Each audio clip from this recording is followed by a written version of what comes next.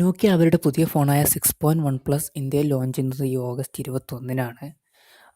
മുൻപ് അവർ ചൈനയിൽ X6 എന്നുള്ള പേരിൽ ഇതേ ഫോൺ ലോഞ്ച് ചെയ്തിരുന്നു. അന്ന് റെക്കോർഡ് വേഗത്തിലാണ് അതിൻ്റെ വിൽപ്പനയും കാര്യങ്ങളൊക്കെ നടന്നിരുന്നത്.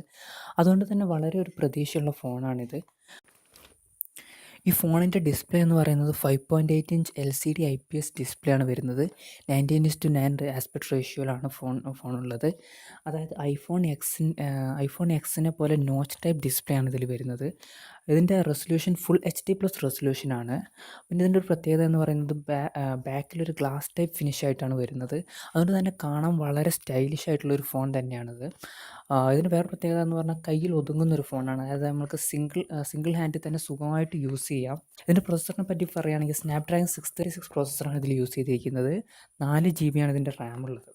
അതുകൊണ്ട് തന്നെ നമ്മൾ നോർമൽ യൂസേജിനൊന്നും വലിയ പ്രശ്നങ്ങളോ കാര്യങ്ങളോ ഒന്നും കാണില്ല. ഇപ്പോൾ ഹെവി ഗെയിംസ് ആണെങ്കിൽ തന്നെ അസ്ഫാൾട്ട്, PUBG ഇതുപോലുള്ള ഹെവി ഗെയിംസ് ഇതിൽ കളിക്കാം. ചിലപ്പോൾ ചെറിയ ഫ്രെയിം ഡ്രോപ്സ് വരും, അത്രയേ ഉള്ളൂ. വലിയ പ്രശ്നമായിട്ടൊന്നും തോന്നില്ല. പിന്നെ ഇതിൻ്റെ ഇൻറ്റേർണൽ മെമ്മറി എന്ന് പറഞ്ഞാൽ 64GB ഇൻറ്റേർണലാണ്. ഈ ഫോണിൽ യൂസ് ചെയ്തിരിക്കുന്നത് ഒരു ഹൈബ്രിഡ് സിം സ്ലോട്ടാണ്. അതായത് ഒന്നിൽ 2 സിം ഒരുമിച്ച് യൂസ് ചെയ്യാം, അല്ലെങ്കിൽ ഒരു സിമ്മും ഒരു മെമ്മറി കാർഡും യൂസ് ചെയ്യാം. പിന്നെ ഇതിൻ്റെ മറ്റൊരു പ്രത്യേകത എന്ന് പറയുന്നത് Android 1 പ്രോഗ്രാമിംഗ് കീഴിൽ വരുന്നൊരു ഫോണാണ്.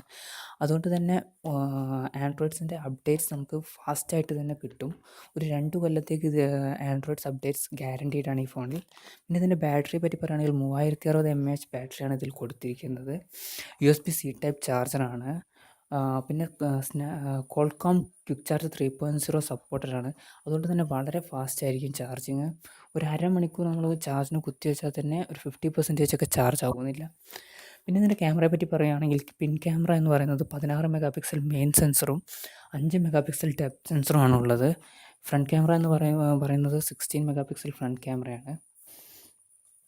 പിന്നെ ക്യാമറയുടെ പെർഫോമൻസിനെ പറ്റി പറയുകയാണെങ്കിൽ നാച്ചുറൽ ലൈറ്റിൽ, അതായത് നമ്മൾ പുറത്തിറങ്ങി ഫോട്ടോ ഒക്കെ എടുക്കുമ്പോൾ സൂര്യപ്രകാശത്തിൽ ഫോട്ടോക്ക് അത്യാവശ്യം നല്ല ക്ലാരിറ്റിയും എല്ലാം ഉണ്ട്.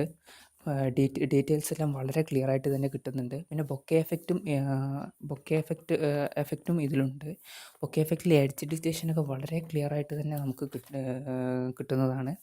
പക്ഷെ ഒരു പ്രശ്നം വരുന്നത് എന്താണെന്ന് വെച്ചാൽ രാത്രി ഫോട്ടോ എടുക്കുമ്പോൾ, അതായത് ലോ ലൈറ്റ് ഫോട്ടോഗ്രാഫിയിൽ ക്യാമറ വളരെ ആവറേജ് ആയിട്ടാണ് പെർഫോം ചെയ്യുന്നത്. അതായത് വളരെ നോയ്സും എല്ലാം വരുന്നുണ്ട്. ഇതിൻ്റെ വില എന്ന് പറയുന്നത് 16,000 രൂപയാണ്. ഫ്ലിപ്കാർട്ട് വഴിയാണ് ഇതിൻ്റെ സെയിൽ ഇപ്പോൾ നടന്നുകൊണ്ടിരിക്കുന്നത്. ലോ ലൈറ്റ് ഫോട്ടോഗ്രാഫിയിൽ ക്യാമറ ആവറേജായി പെർഫോം ചെയ്യുന്നു എന്നത് മാറ്റി നിർത്തിയാൽ വളരെ മികച്ചൊരു ഫോണാണ് 6.1 പ്ലസ്. ഈ ഫോൺ വളരെ സ്റ്റൈലിഷുമാണ്. പിന്നെ യൂസ് ചെയ്തിരിക്കുന്ന പ്രോസസ്സർ നല്ല പ്രോസസ്സറുമാണ്. തീർച്ചയായും എടുക്കാൻ പറ്റിയ നല്ലൊരു ഫോൺ തന്നെയാണ് 6.1 പ്ലസ്.